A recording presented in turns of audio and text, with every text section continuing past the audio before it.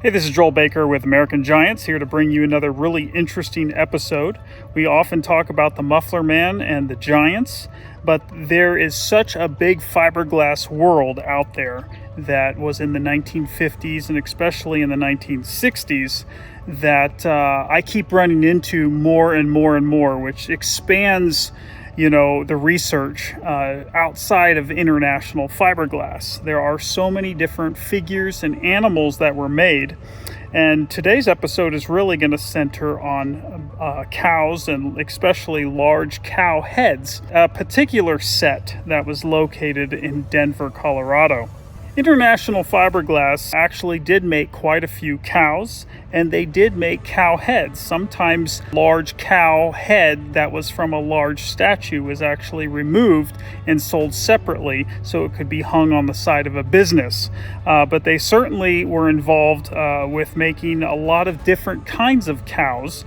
They made a silly cartoon-looking cow, as well as many cows that were life-size, and then they also made gigantic cows, which were much larger than any cow would be in real life. Our story today focuses on two cow heads that were in Denver, and after looking at the pictures, I've decided that these cow heads actually have nothing to do with International Fiberglass or any of the cow products that they made. There actually seems to be a much closer connection to a man named Bob Johnson from Minnesota, who was a contractor who worked for an advertising company who made a lot of large fiberglass figures and signs and so on.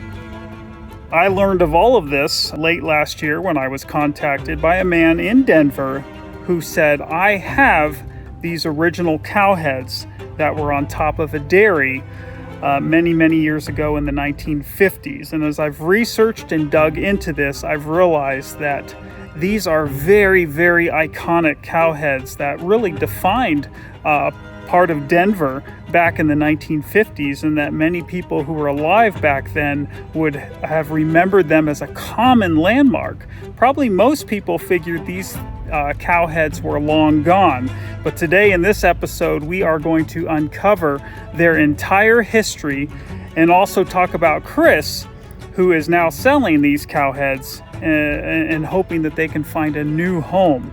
So let's dive in. This sale is something truly special. Two enormous vintage fiberglass cow heads from Denver, Colorado.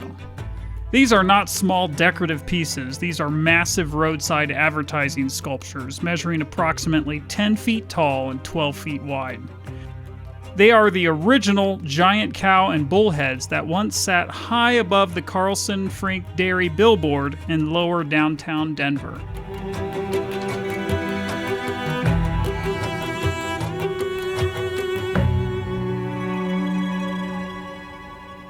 Carlson-Frink was one of Colorado's important historic dairy companies. Its roots went back to two early Denver businesses, the Carlson Ice Cream Company, established in 1886, and the Frink Dairy Company, which began in 1902. These companies merged in 1926, creating Carlson-Frink.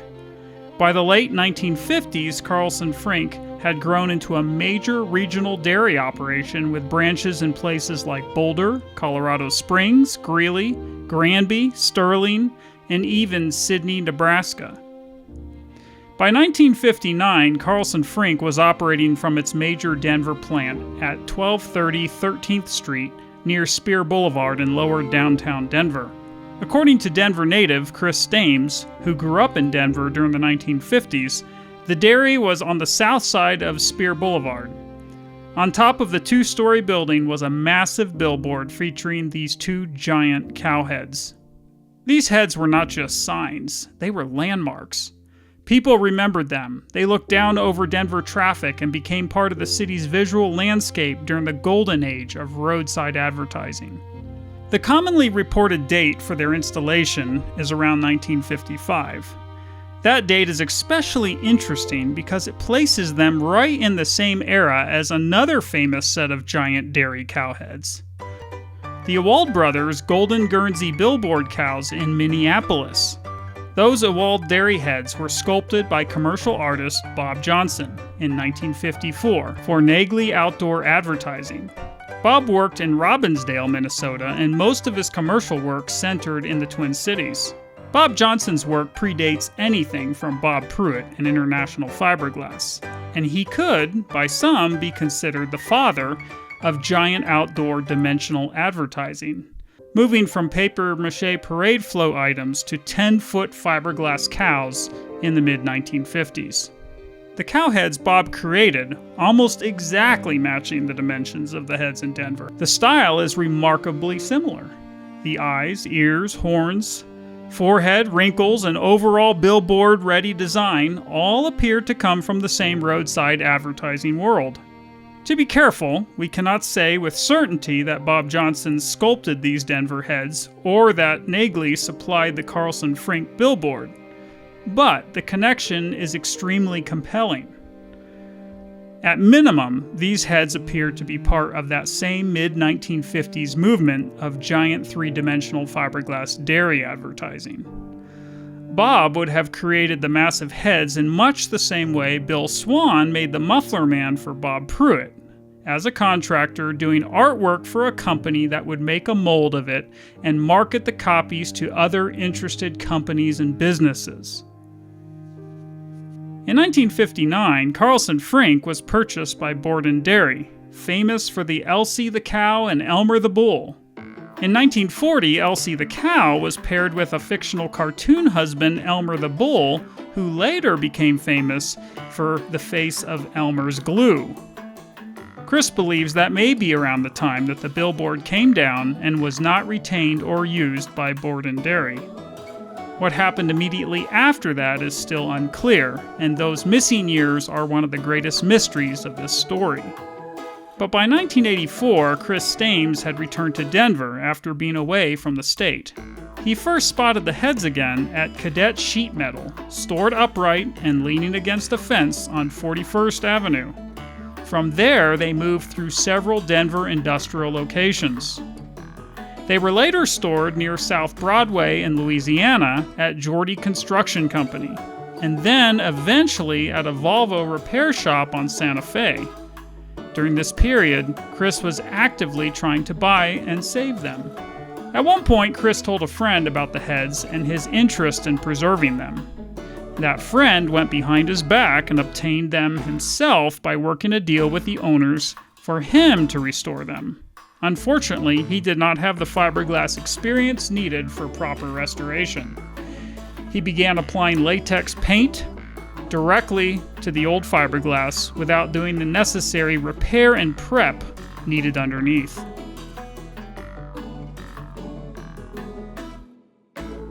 Around 2004-2005, the heads became connected to a project involving the Cherry Cricket Wyncope restaurant group associated with John Hickenlooper. Around that same time, Denver was preparing for the 2006 Cow Parade, a major public art event featuring painted fiberglass cows all around the city. There was interest in bringing these historic giant Denver cow heads back into the public eye for that event, but that never materialized.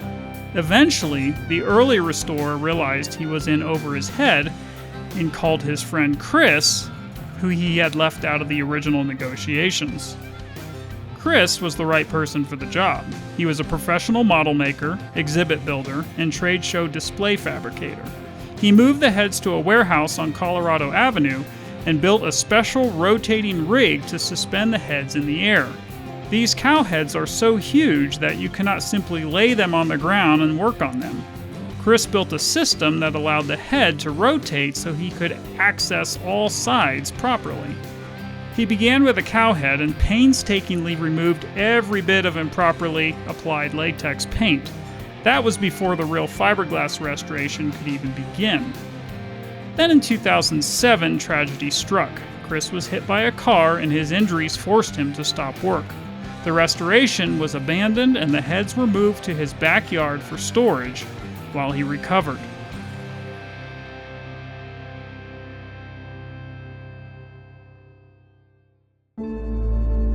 Now with these two massive cow heads in his backyard, Chris liked to joke that he was Colorado's largest cattle rancher with the fewest head. But the reality is, these heads have been stored in his backyard for nearly 20 years. The project was never resumed. They were never picked up. Storage was never paid. According to Chris, the restoration project was ultimately abandoned, and the heads were never reclaimed, and they became his property. But what an opportunity. These are massive 1950s fiberglass roadside advertising sculptures tied to one of Denver's historic dairies. They connect to the era of Carlson-Frink, Borden, Speer Boulevard, and early three-dimensional billboard advertising, and possibly the same creative lineage as Bob Johnson and the famous Ewald Dairy Golden Guernseys. This is fantastic Denver history, and after all these decades, these two giant cowheads are finally ready for the next chapter in their life. A few months ago, Chris invited me down to Denver, and I was able to spend some time with him on his front porch, talking about all the intricate details and the history of these cowheads. And since then, we've continued to piece everything together to tell this story. But it was an incredible thing to go into the back storage unit and yard where Chris has these cowheads, and to see them. So few people have actually seen them that it was really neat for me to go in and check them out. They've been in storage a long time, and I'll say right up front that removing and restoring these cowheads is not for the faint of heart. I think their history is incredible, and personally, I would love to see them go back up on a billboard, even recreate the original one that was on top of the building. I think would be super cool. That's up to the buyer, whoever gets these. Transportation is going to take a lot of thought and work, and also even getting them out of Chris's storage yard where he has them. One of them can be fairly easily moved. To the left of where it is a gate, so I think clearing some brush, clearing some debris, picking the cow head up and moving it out the gate will be fairly simple. The other one I've inspected closely, and I believe the best way to get it out is to lift it up. So some kind of lift or crane would need to lift it straight up vertically from where it sits and pull it over that fence that it's leaning up against into an alley and load it directly onto a truck. That's the way I would do it. But we are here for all of your questions. If you are interested in these cowheads, please email me. Chris has asked that all communication and contact happen through American Giants, so we're just the facilitators in this to help Chris find a buyer for these cowheads.